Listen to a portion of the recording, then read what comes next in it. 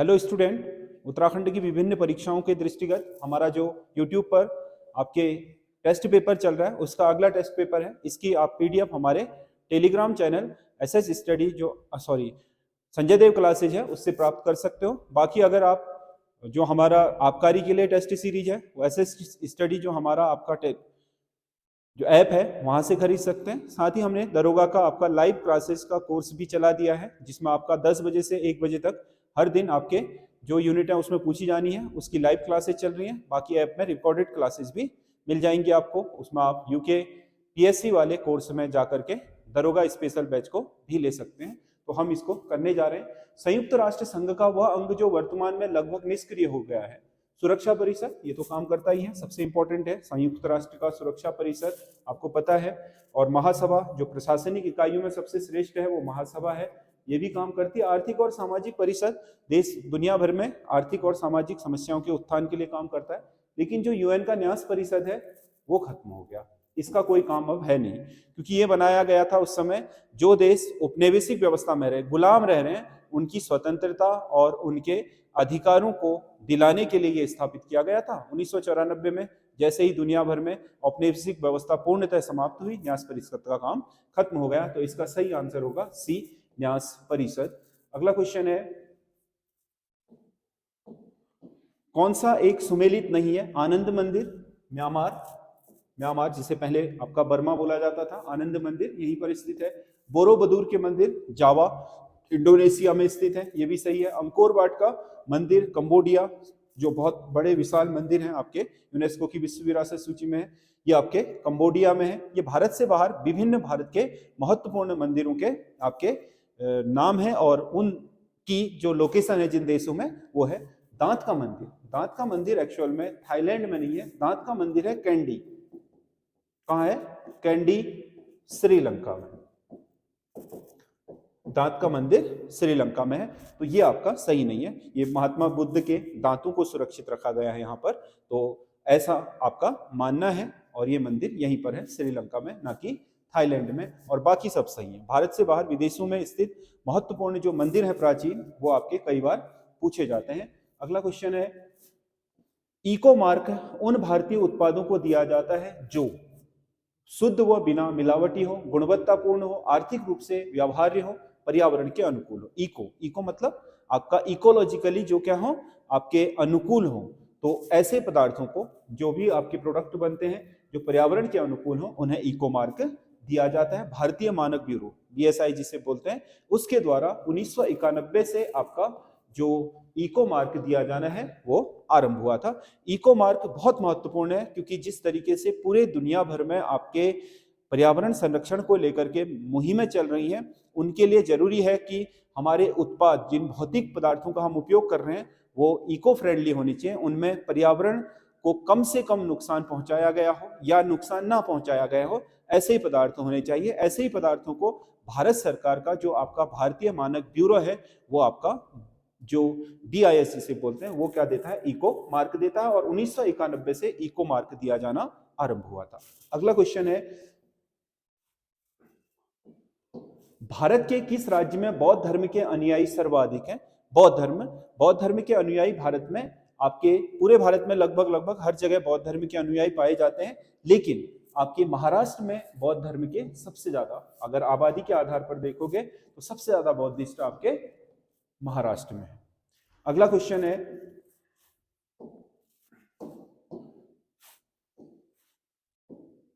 Konkan railway का अधिकतम भाग किस पर्वत श्रृंखला में स्थित है? कोंकण रेलवे आपका भारत का सबसे आपके महत्वपूर्ण या जो एडवेंचरस रेलवे है उनमें से एक है, जो वर्तमान में मुंबई से आपके कर्नाटका के लास्ट जो पॉइंट है जो आपका कर्नाटका से केरला का बॉर्डर है, वहां तक ये निर्मित किया जा चुका है। 760 किलोमीटर लंबी ये कोंकण रेलवे परियोजना आपका सह्याद्री यानी कि जो पश्चिमी घाट है उस पर्वतमाला में, पश्चिमी घाट का जो पश्चिमी ढलान है उस पर निर्मित है। सह्याद्री पर्वतमाला, जिसे हम क्या बोलते हैं?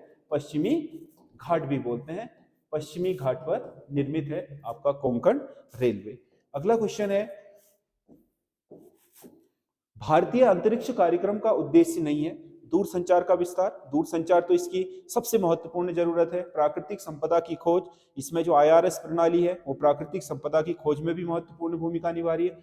मौसम संबंधी जानकारियां आज इतनी सटीक, अगर मौसम की भविष्यवाणी हो पा रही है तो वो हमारे अंतरिक्ष प्रोग्राम की वजह से हो पा रही है। पर्यावरण प्रदूषण नियंत्रण, अभी पर्यावरण प्रदूषण नियंत्रण के लिए अंतरिक्ष से आपका कोई ऐसा प्रोजेक्ट लॉन्च नहीं किया गया है, तो अभी हम इसको नहीं मानते हैं पर्यावरण प्रदूषण नियंत्रण। तो इसका सही आंसर डी होगा, जो इनमें से उक्त नहीं है। बाकी तीन तो इसके सबसे इंपॉर्टेंट आपके जो बेसिक प्रिंसिपल जिन पे काम कर रहा है अंतरिक्ष प्रोग्राम वही है।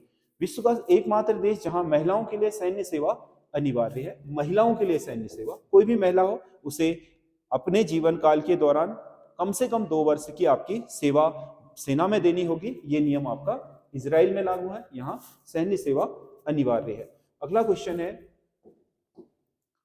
विश्व वन्य जीव दिवस मनाया जाता है। वन्य जीव दिवस कह रहा है, वानिकी दिवस नहीं, थोड़ा अंतर समझिएगा। विश्व वानिकी दिवस मार्च का तीसरा सप्ताह होता है, जबकि आपका विश्व वन्य जीव दिवस 4 अक्टूबर को मनाया जाता है। 4 अक्टूबर के दिन विश्व वन्य जीव दिवस, मतलब वैश्विक स्तर पर वन्य जीवों को बचाने के लिए, क्योंकि वन्य जीव क्या है, जैव विविधता के महत्वपूर्ण अंग हैं। जिस तरीके से एक मानव का अस्तित्व इस पृथ्वी में अनिवार्य है, या अन्य जो चीजें हैं उनका भी आपका अस्तित्व उतना ही अनिवार्य है जितना मनुष्य का, क्योंकि जैव विविधता एक धागे में पिरोए गए मोतियों की तरह है। अगर उसमें से धागा टूटा, एक भी मोती निकला तो उसमें सबका नंबर लग जाएगा।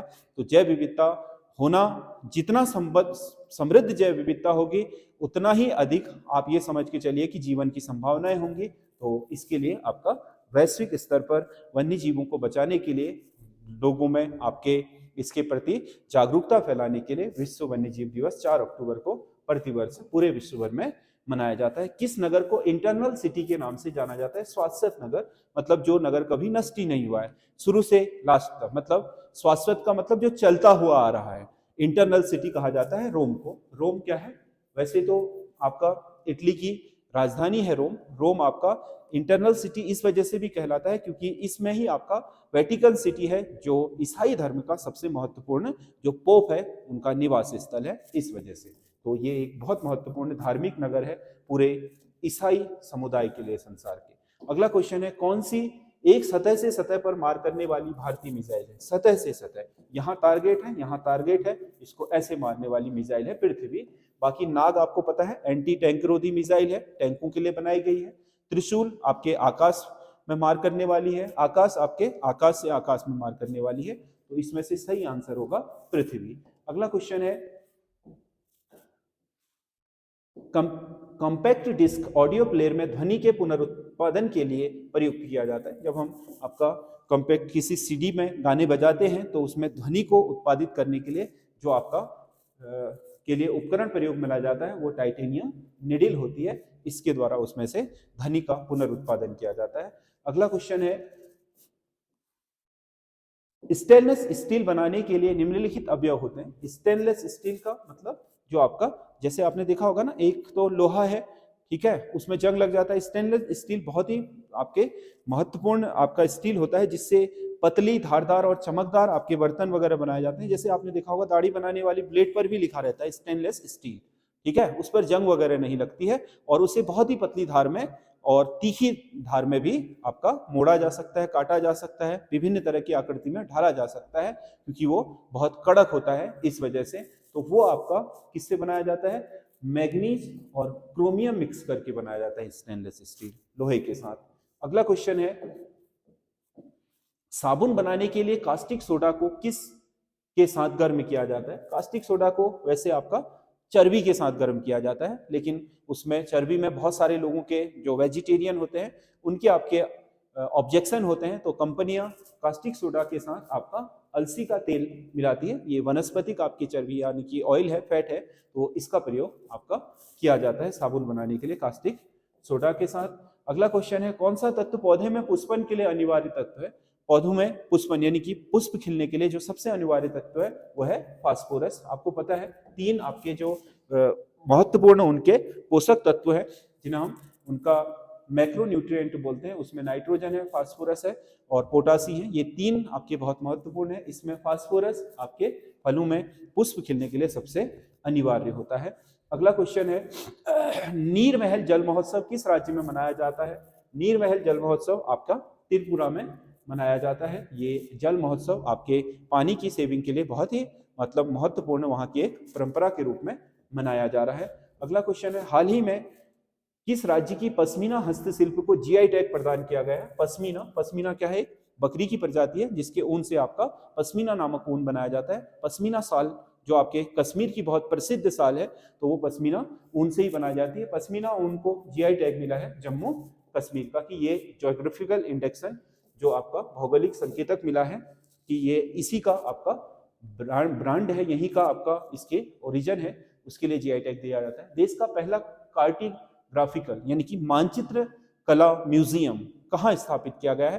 तो ये स्थापित किया गया है मसूरी के जॉर्ज एवरेस्ट हाउस में। देश का पहला कार्टोग्राफिकल मानचित्र कला जो म्यूजियम है, तो इसका सही आंसर होगा उत्तराखंड। इसका सही आंसर उत्तराखंड होगा। अब उत्तराखंड के मसूरी में आपका जो जॉर्ज एवरेस्ट हाउस है उसमें आपका स्थापित किया गया है। अगला क्वेश्चन है केंद्रीय निर्वाचन आयोग द्वारा हाल ही में अपना नेशनल आइकन किसे बनाया गया? नेशनल आइकन मतलब जो राष्ट्रीय स्तर पर केंद्रीय निर्वाचन आयोग के लिए देश भर में निर्वाचन से संबंधित जागरूकता प्रचार अभियान में ब्रांड एम्बेसडर होगा, वो चुना गया है राजकुमार राव को। ये करंट अफेयर्स के क्वेश्चन है। अगला क्वेश्चन है भारत की पहली सेमी हाई स्पीड क्षेत्रीय रेल सेवा का नाम है। क्षेत्रीय रेल सेवा यानी कि high speed, semi high speed का मतलब बहुत तीव्र, बुलेट ट्रेन की तरह भी नहीं है, धीमी भी नहीं है। 160 किलोमीटर प्रति घंटा जो आपकी 150-60 किलोमीटर प्रति घंटा स्पीड वाली ट्रेन है, उन्हें सेमी हाई स्पीड कहा जाता है। इसको नाम दिया गया है भारत की पहली सेमी हाई स्पीड रेल को, रैपिडेक्स। अगला क्वेश्चन है चौथे पैरा एशियाई खेलों में भारत को पदक तालिका में कौन सा स्थान प्राप्त हुआ है? अब क्या हो गया, जो आपके ओलंपिक होते हैं, एशियन गेम्स होते हैं, कॉमनवेल्थ होते हैं, इनमें इनके साथ साथ ही पैरा यानी कि जो लोग विकलांग हैं शारीरिक रूप से, आपके उन लोगों के लिए अलग से खेल प्रतियोगिता होती है जिसे हम पैरा बोलते हैं। पैरा का मतलब पैरा एशियाई खेल। अभी जो आपका एशियन गेम्स हुए उसके बाद पैरा एशियन गेम्स हुए, तो उसमें पदक तालिका में भारत को 5वां स्थान प्राप्त हुआ है पूरे एशिया में। अगला क्वेश्चन है हाल ही में भारतीय महिला क्रिकेट टीम का कोच किसे नियुक्त किया गया? महिला क्रिकेट टीम जो बहुत अच्छा कर रही है, क्रिकेट टीम महिलाओं की भी, आईसीसी की जो इंडिया की महिला क्रिकेट टीम है उसका आपका जो कोच है उसे अमोल मजूमदार को बनाया गया है।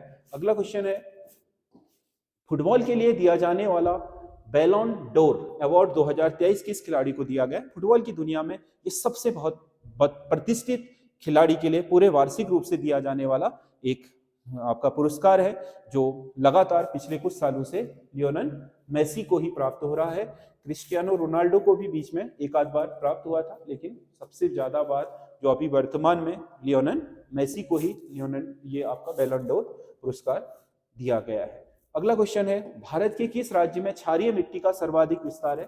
क्षारीय मिट्टी मतलब जिसका पीएच मापक्रम क्या है, ज्यादा है, 7 से अधिक जिस मिट्टी का पीएच मापक्रम होता है उसे आपका क्षारीय मिट्टी कहा जाता है। तो भारत में सबसे ज्यादा जो क्षारीय मिट्टी का विस्तार है वो है आपके उत्तर प्रदेश में। ऐसी मिट्टी में आपके जीवाश्मों की कमी होती है और नमी की कमी पाई जाती है, जिसके कारण ये मिट्टियां उपजाऊ नहीं होती है। अगला क्वेश्चन है महेंद्रगिरी की पहाड़ियां किस राज्य में स्थित है? महेंद्रगिरी की पहाड़ियां आपके पूर्वी घाट के सबसे उत्तरी हिस्से को महेंद्रगिरी कहा जाता है। महेंद्रगिरी की पहाड़ियां आपके कहाँ स्थित है? उड़ीसा में। यहीं से नीचे की तरफ को आपका विस्तार पाती है पूर्वी घाट पर्वतमाला।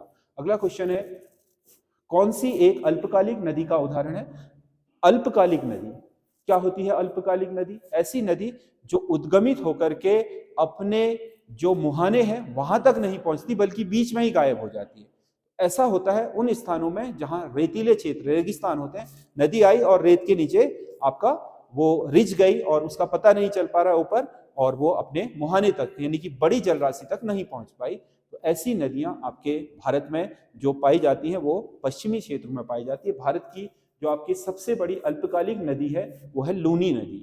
लूनी, ऐसे इसका नाम नूनी नदी है। लूनी मतलब जिसमें नमक यानी कि लवण की मात्रा ज्यादा पाई जाती है, इसलिए इसको लूनी नदी कहा जाता है। ये आपके जो अरावली के पश्चिमी जो ढलान है वहां से उद्गमित होती है और कच्छ के रण की तरफ जाने से पूर्व ही आपके धरती में ही गायब हो जाती है। ये कच्छ के रण में जाकर के अरब सागर में नहीं गिरती है, इसीलिए इसे अल्पकालिक नदी कहा जाता है। लूनी नदी इसका सबसे शानदार उदाहरण है। तो ये आपके टोटल जो 25 क्वेश्चन है जो हम हर दिन श्रृंखला में डालते हैं वो हैं इनका आपका। ये आपको कैसे लगे आप हमें कमेंट करके जरूर बताइएगा। और विभिन्न परीक्षाओं की तैयारी के लिए हमारे YouTube चैनल SS स्टडी के साथ आप जुड़े रहिए। हमारे ऐप को डाउनलोड कीजिए, वहाँ से भी आपको जो कोर्सेज खरीदने हैं वो भी आप खरीद सकते हैं, चाहे वो टेस्ट सीरीज के रूप में हो।